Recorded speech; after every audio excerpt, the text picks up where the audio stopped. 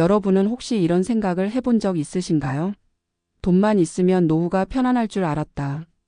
그런데 왜 마음이 이렇게 공허하지?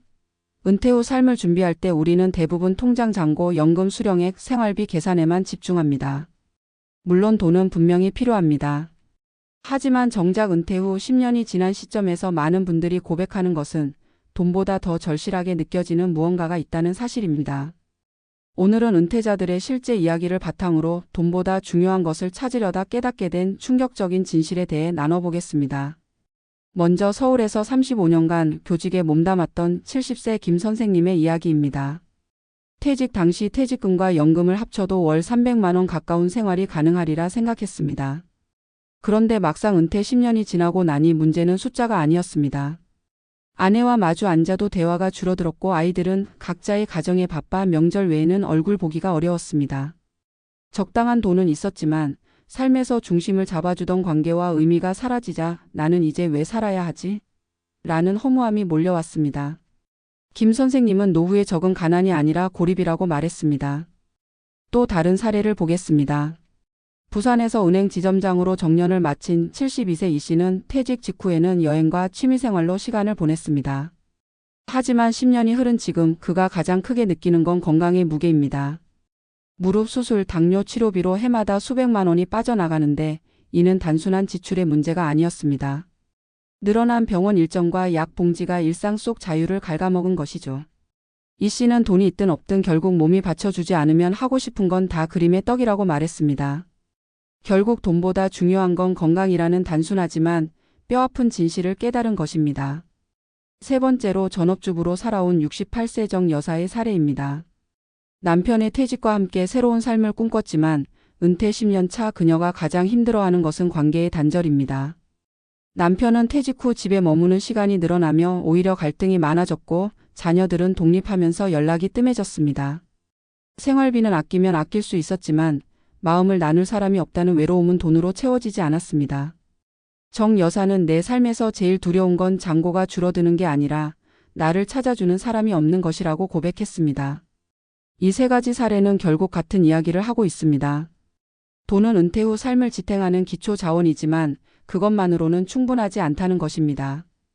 어느 순간부터는 관계, 건강, 그리고 삶의 의미가 훨씬 더 절실하게 다가옵니다.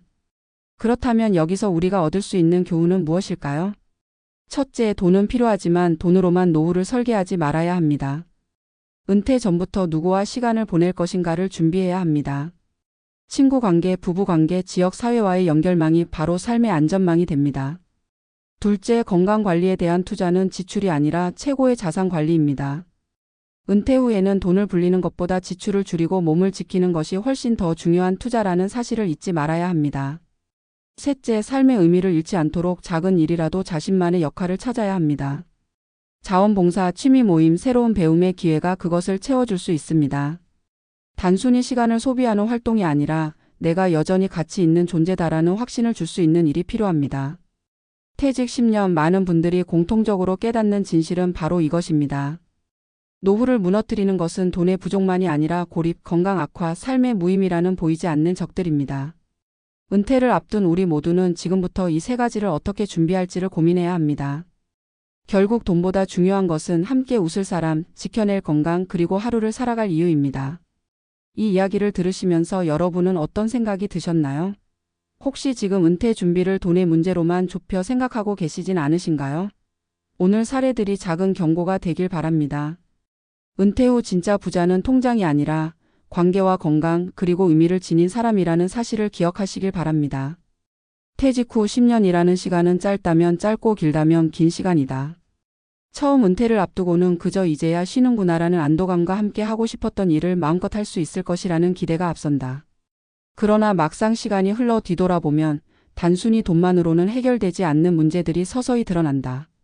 실제로 많은 은퇴자들은 퇴직금을 어떻게 굴릴지, 연금을 어떻게 받으며 생활할지 계산하느라 여념이 없었지만 은퇴 10년이 지나고 나서야 진짜 중요한 것이 무엇인지 깨닫게 되었다고 말한다.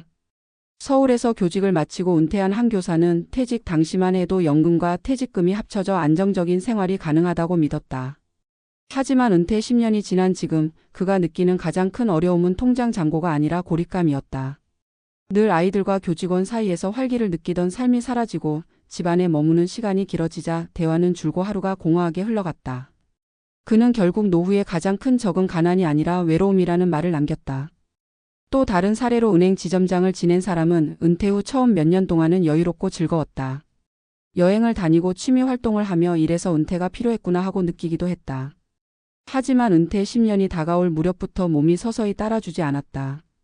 무릎 수술, 당뇨 관리, 병원비는 꾸준히 늘어났고 약 봉지는 생활의 일부가 되었다. 그는 돈이 있어도 결국 몸이 받쳐주지 않으면 하고 싶은 것은 모두 그림의 떡이라며 건강의 중요성을 절실히 강조했다. 결국 생활비보다 더 무겁게 다가온 것은 몸이 주는 신호였던 것이다.